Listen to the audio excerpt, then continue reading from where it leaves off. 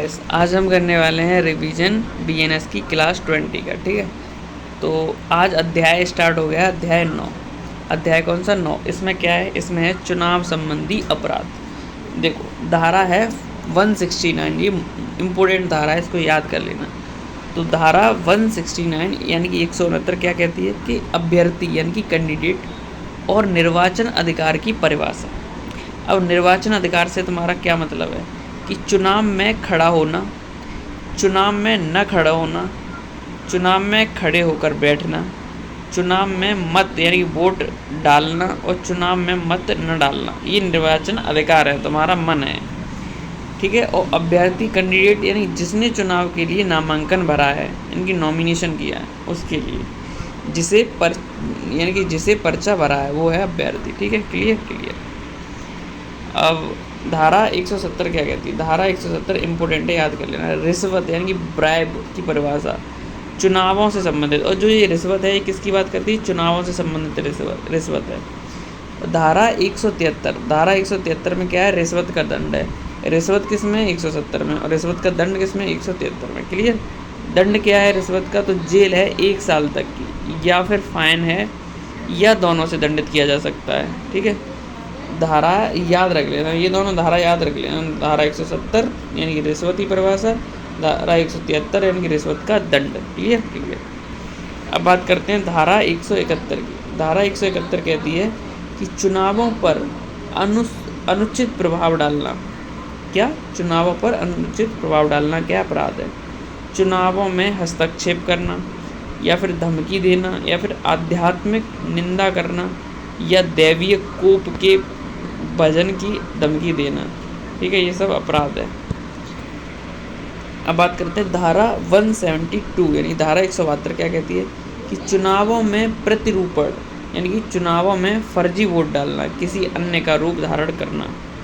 ठीक है, धारा 174, धारा 174 कहती है 174 कि चुनावों में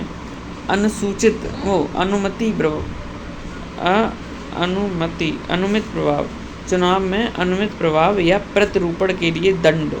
तो दंड कितना है? जेल होगी 1 साल तक की, या फिर फाइन होगा, या दोनों से दंडित किया जाएगा। क्लियर। नेक्स्ट बात करते हैं हम धारा 175। धारा 176, धारा 175 यानी 175 कहती है चुनाव में झूठा बयान, मिथ्या कथन बोलना।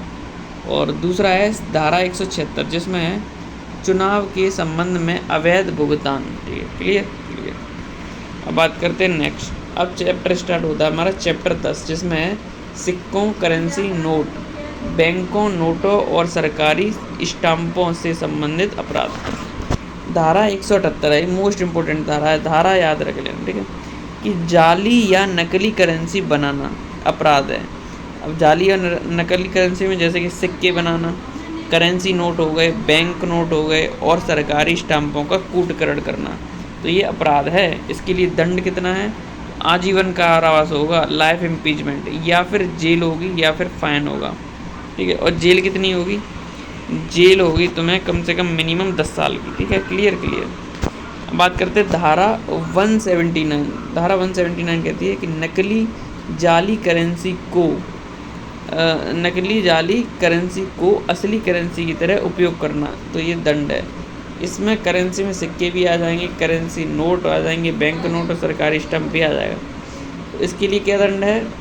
इसके लिए करेंसी उपयोग करना, नकली पैसों को, इसके लिए दंड है आजीवन कारावास, या फिर जेल होगी मिनिमम 10 साल की, प्लस फाइन होगा। क्लियर। अब बात करते हैं धारा 180 क्या कहती है? तो नकली जाली करेंसी को अपने कब्जे में रखना, अपने पास रखना, तो ये है धारा 180। इसके लिए दंड है जेल होगी 7 साल तक की, या फिर फाइन होगा। फिर नेक्स्ट धारा है धारा 181। ये कहती है कि नकली जाली करेंसी को बनाने के उपकरण रखना, ये अपराध है। इसके लिए दंड होगा आजीवन कारावास या मिनिमम 10 साल तक फाइन। ठीक है, क्लियर। नेक्स्ट है धारा 188।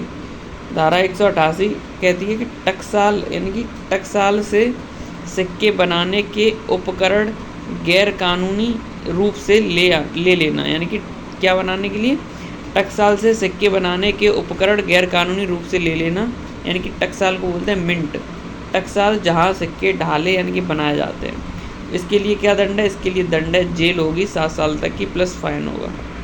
Clear clear. अगर नेक्स्ट क्लास में मिलते हैं। इसका वो कहाँ है? अरे रिकॉर्डर ही कहाँ गया?